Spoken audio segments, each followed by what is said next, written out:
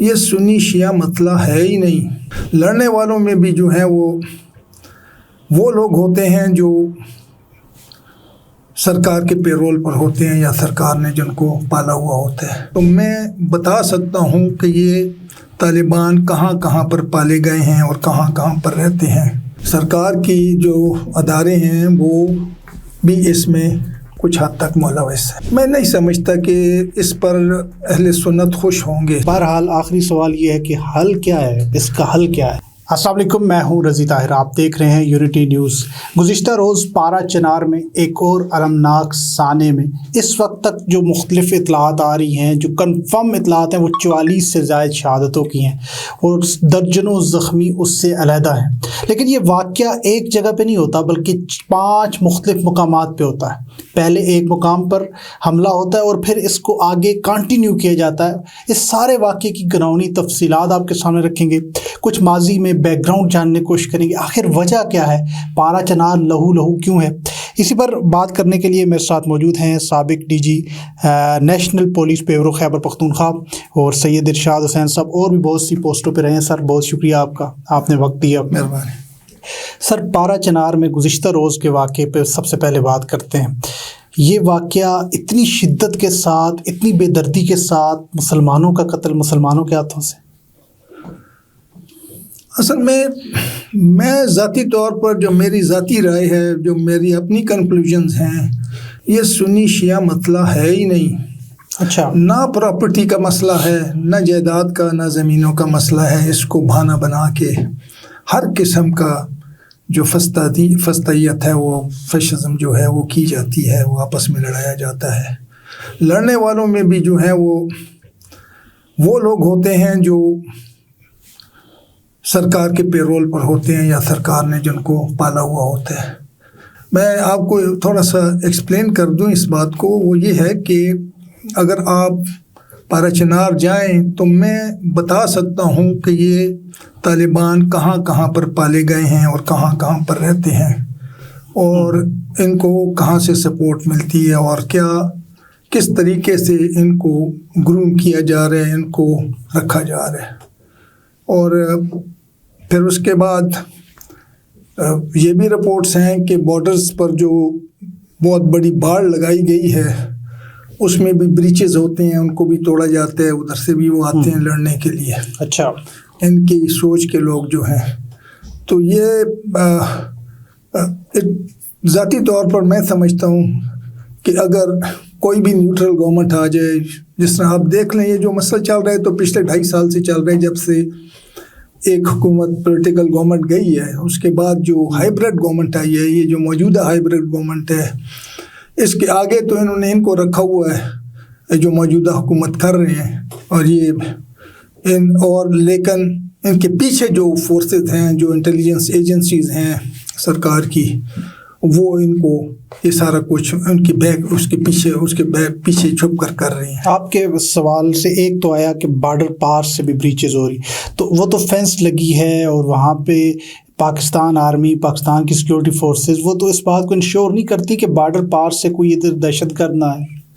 بات یہ ہے کہ اب میں اگر یہ بات کروں کہ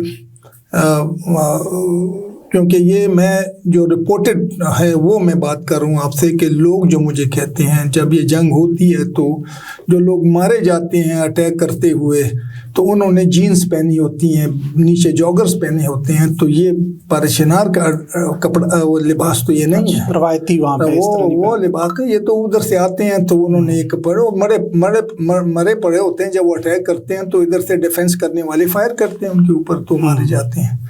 تو اس میں بات یہ ہے کہ میں پہلے ذکر کر چکا ہوں کہ سرکار کی جو ادارے ہیں وہ بھی اس میں کچھ حد تک ملوث ہے، یعنی وہ شریک جرم ہے، کیونکہ ایک تو غفلت بھی بہت بڑی ہے نا۔ مجھے کل یہ خبر، میرے پاس دنیا نیوز کی خبر ہے، یہ کہتے ہیں کہ اس کانوائے کے ساتھ ٹوٹل 6 لوگ تھے جو اس کانوائے کو سیکیورٹی فراہم کر رہے تھے، اور 100-150 لوگوں کا کانوائے پیچھے تھا، تو محاصرہ بھی وہاں پہ ہے اور 6 لوگ صرف دیے ہیں ان 100-150 اصل میں انہوں نے کہا تھا کہ ہم فوج، ملیشیا، فرنٹیئر کور اور پولیس پکٹنگ کرے گی راستے میں، اور یہ 6 لوگ ساتھ ہوں گے اور پھر جب یہ پارا چنار کی طرف سے جب کانوائی آئی ہے اور ٹل کی طرف سے جو کانوائی یہ جب اکٹھے ہو گئے ہیں اس جگہ پر کیا نام ہے مندوری کے قریب، تو اس وقت ان پر اٹیک کرایا گیا ہے. ایک مکمل پلاننگ کی گئی ہوئی،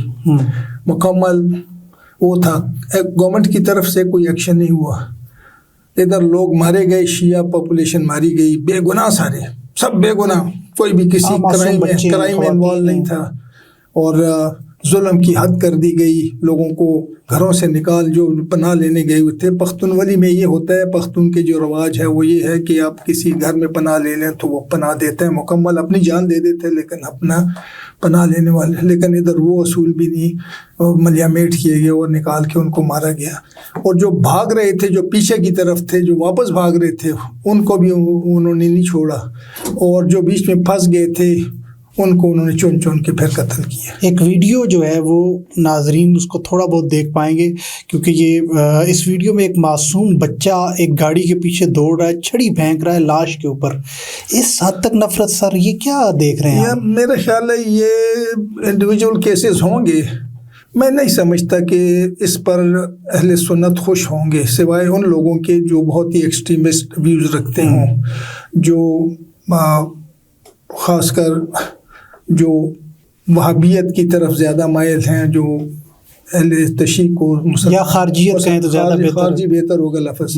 یہ خارجی لوگ جو ہیں جو مسلمان نہیں سمجھتے شیعہ پاپولیشن، کہ وہ لا الہ الا اللہ محمد رسول اللہ کہنے والے لوگ ہیں، لیکن ان کو جو سمجھ یہ ان میں سے چند لوگ ہو سکتے ہیں. لیکن میں جنرلی اہل سنت کو بلیم نہیں کرتا اس پہ اوپر. اہل سنت ایسا کبھی بھی نہیں کریں گے. وہ ان کا دین ایمان بھی سب کو معلوم ہے، اور ان کی جو ہسٹری ہے وہ بھی ہمیں معلوم ہے. اور ہم اکٹھے میں جتنا 70 سال تو سے زیادہ تو میری عمر ہے، ان 70 سالوں میں نے کبھی اہل سنت کو اہل تشیع کے خلاف ایسی حرکتیں کرتے میں نے نہیں. ہاں کبھی کبھی جھگڑا ہوا کرتا تھا، وہ بھی 10-15 سال کے بعد ایک آدھا لڑائی ہوتی تھی، اس میں بھی شرارت ہوتی تھی کسی نہ کسی کی.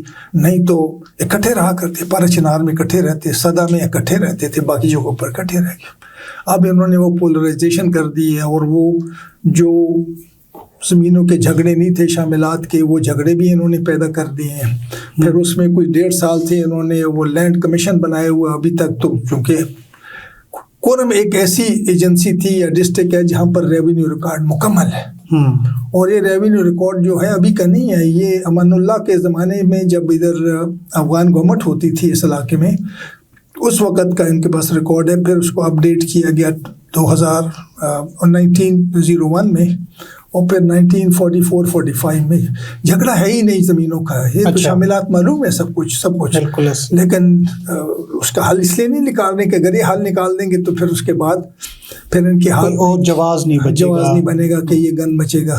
اور یہ مصیبت یہ ہے کہ جو لوگ جو امن چاہتے ہیں، کیونکہ غریب لوگ ہیں، ویری پور پیپل، اہل سنت ہو یا شیعہ ہو، بڑے غریب لوگ ہیں. انہوں نے اپنے بچوں کے لیے کچھ کما کے بھی لانا ہوتا ہے. اب پچھلے کئی سالوں سے 2.5 سال سے جب سے یہ معاملہ شروع ہوا ہے، یہ لوگ غریب سے غریب تر ہو گئے ہیں، اور ان کا کاروبار بند ہے، ان کا رہنا سہنا بڑا مشکل ہو گیا ہے.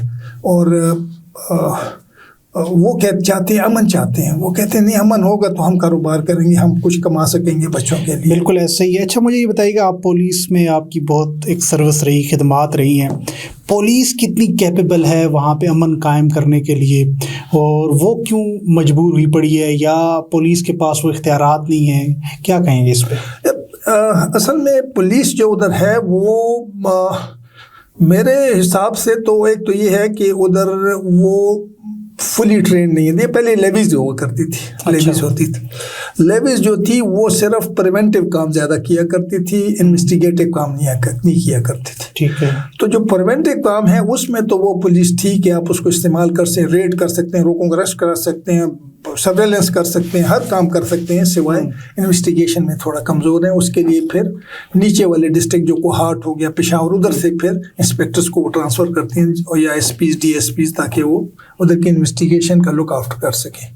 دوسری بات یہ ہے کہ جب یہ ایجنسیز تھی تو اس وقت اتنا کرائم نہیں ہوتا تھا.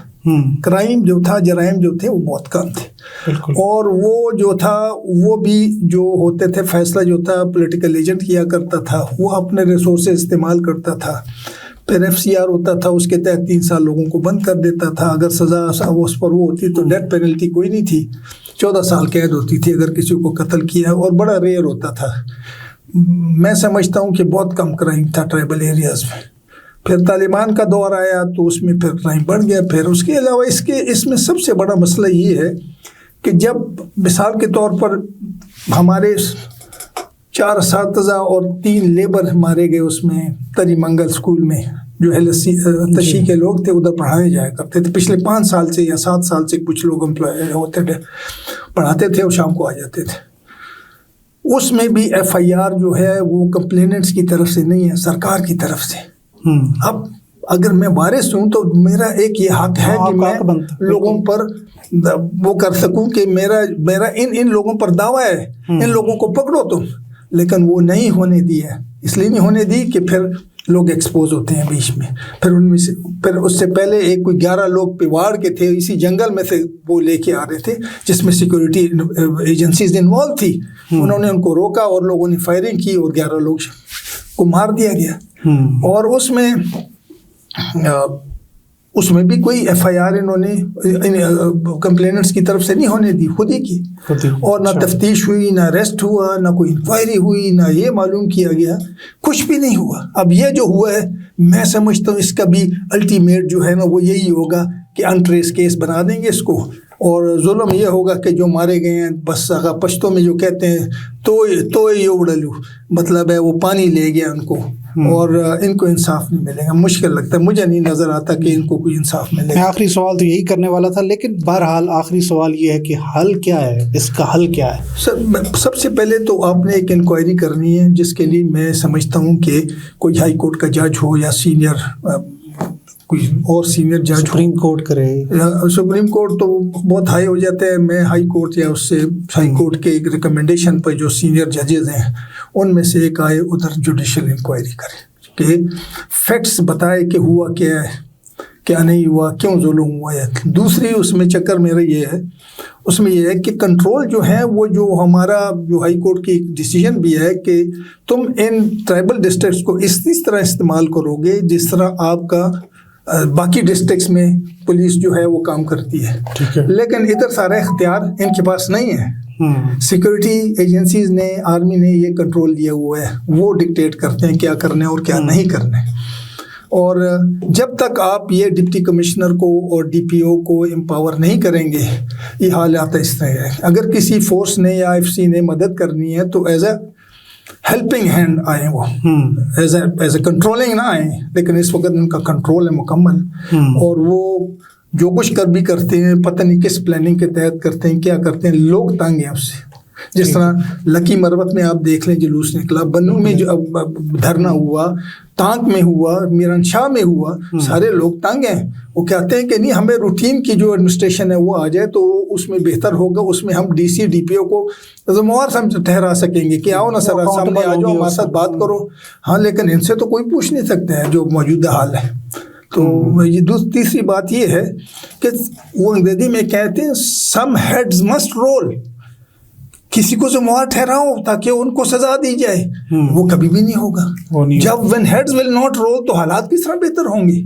بالکل. تو یہ ادھر یہ ہے کہ جو کنٹرول جو ہے وہ فیڈرل گورنمنٹ کے اندر ٹرائبل ڈسٹرکٹس میں وہ قوم کے لوگ بھی کہتے ہیں کہ یہ انٹیریئر منسٹر کو چاہیے کہ ریزائن کرے کیونکہ وہ پروٹیکشن دینے میں فیل ہو گیا لوگوں کو.